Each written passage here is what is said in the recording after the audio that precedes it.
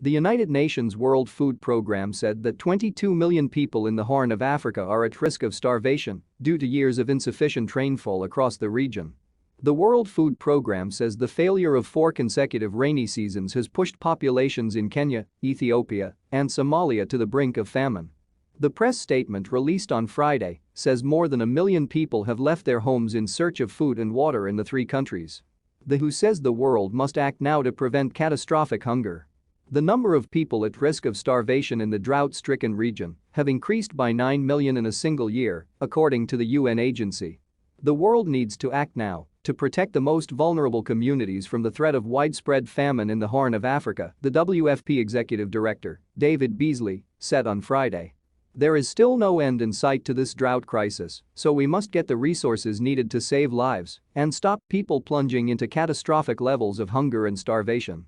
Early this year, WFP warned that 13 million people across the 3 countries faced starvation and appealed for more funding to avert the disaster.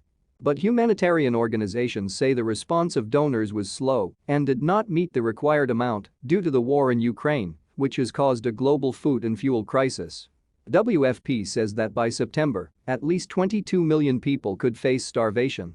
This number will continue to climb, and the severity of hunger will deepen if the next rainy season fails and the most vulnerable people do not receive humanitarian relief, WFP said in a statement.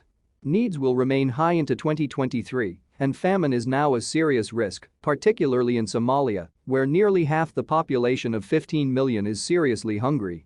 WFP said $418 million was needed over the next 6 months to help the worst off.